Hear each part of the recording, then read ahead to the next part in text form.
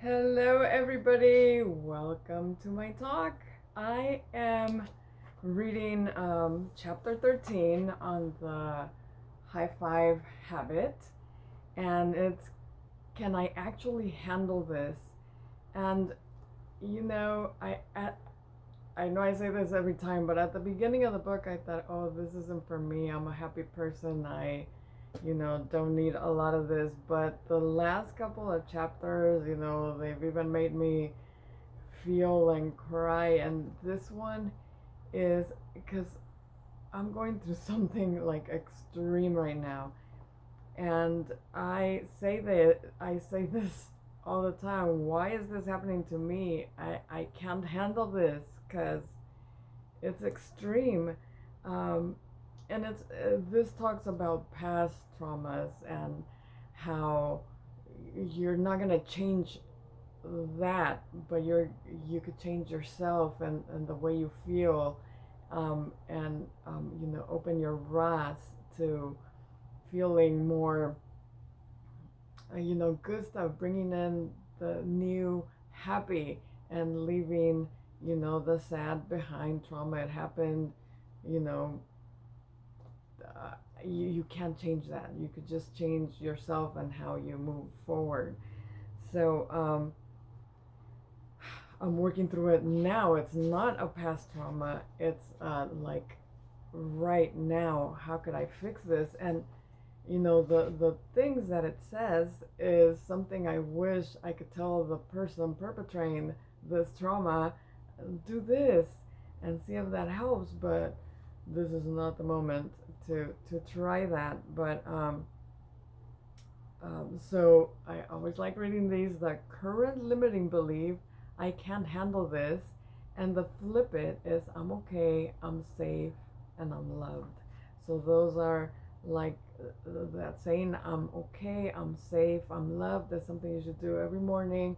And high five. Not only do you high five yourself in the mirror, but you high five your heart and say, I'm okay, I'm safe, I'm loved. Um, to yourself in the morning before you get up, and believe it so you could move on with your life. But I'm just gonna read it because it's uh, really cool. So it says, talk to yourself.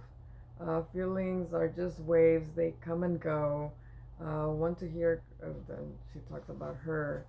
Um, Thanks, I use the mantra and okay, so the mantra is that one. I am okay, I am safe, I am loved. Every morning, if you have anxiety or have a past trauma that just you wake up and I guess her story is that she was molested during a sleep. When she was asleep, she woke up to being touched, and so she wakes up. Right now, she's older, and she wakes up every morning, like scared of that situation. Like she plays that in her brain every morning. So then she does that. I I'm okay. I'm safe. I'm loved. Um, and let's look. This is what I want to read. Um, so I don't know. Should I read the whole thing? I don't think I. There's a reason you need to start every morning, not only with a high five in the mirror, but also with one to your heart. Studies show that without first calming your anxiety and settling your nervous system, there is no way you'll be able to change anything. Um, uh, it won't let any new positive information into your higher brain where you learn new skills and create new memories. Instead, all it wants you to see are the threats around you. That's why stress and anxiety in the morning can feel like a gravity blanket pinning you to your bed. The only option that truly works is settling your body, lying in bed and thinking about all the things that scare you just intensifies what you're already feeling and mindlessly launches yourself into your day only makes you drag the anxiety with you. The good news, this is what I wanted to read.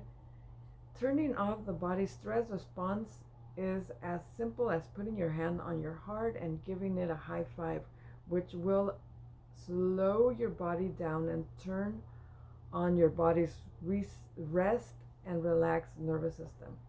There are two words that explain why you can turn on this powerful calm state anytime. Vagus nerve. The vagus nerve is the longest nerve in your body, connecting your brain to every other organ. It carries information about pain, touch, and temperature, and it even controls the muscles in your throat and your vocal cords. It also allows your brain to facilitate the release of dopamine. That is that thing that I always talk about that your body releases to make you happy. But anyway, and I can never name it. It's dopamine. Okay, so dopamine, which is a feel-good hormone that puts you in a more relaxed, calm mood. Activating your vagus nerve is easy. You can do it by high-fiving your heart. You can also activate it through any of these practices, a lot of which I've recommended before, but breathe deeply and slowly. Take a walk outside, especially in nature. Meditate. I love meditating because meditating is breathing and relaxing your brain. Hum or chant, gargle water, sing at the top of your lungs, take a warm bath or a cold shower. The vagus nerve is the reason putting your hands on your heart and calming yourself down before you affirm that you're okay, safe, and loved is such an effective way to rewire your brain. Putting your hands on your heart tells your body that you're safe and not stressed, which allows your RAS to be receptive to these mantras. So your RAS realizes that feeling safe and okay is important to you. So the RAS was at the beginning of the first chapters. It's the netting in your brain that that holds back what you don't want to, it's a filter. That's what it is. I couldn't think of the word. It's a filter in your brain that holds back on the things that it thinks is not good for you. So and that's why there's a thing at one of the first chapters where it says to think about something, hearts, and then you start seeing hearts everywhere because your RAS has opened up to, you are able to see hearts. So you want your RAS to let all the happy enter and not think about, the bad. The vagus nerve is the reason putting your hands, did I just read that? Yeah. And the more. So it says at the end of the chapter, it changes you. Now you may be thinking, oh my God, Mel Robbins, we're talking about past trauma and you just told me to put my hands on my heart. You're a moron. That's what she says.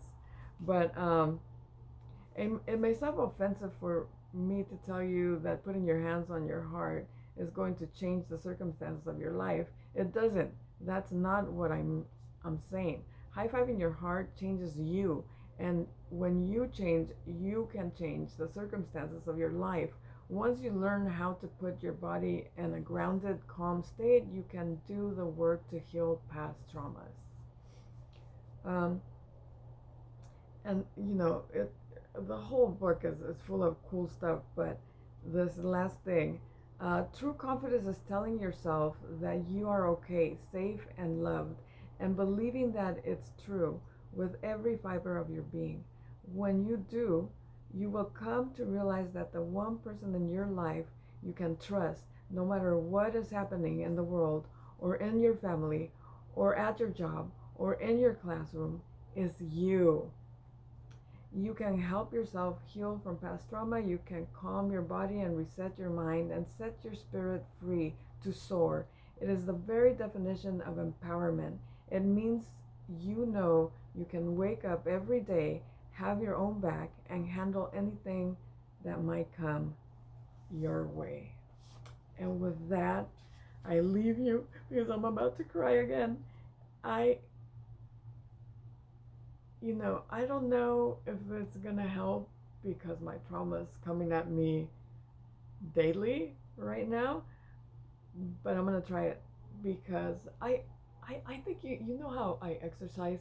I think just exercising every day and like moving my body and sweating and just it releases that dopamine, makes me happy, and I still feel fear at times, but I think it helps me get through it. Um, so she didn't put exercise, but walking is exercising, and I do think that helps me a lot. Um, but with that, I leave you. The chapter 14 is okay. You may not want to read this chapter, so I want to read that chapter just because she said that, and I will let you know what it's all about next Thursday. But try that if you have like negative feelings or past traumas or anything. Put your hand in your heart and just say the mantra: I am okay, I am safe, I am loved. And love yourself. If nobody else wants to, love yourself, and that will in itself make you happy. Um, Treat yourself good. Don't let others treat you bad. Love you.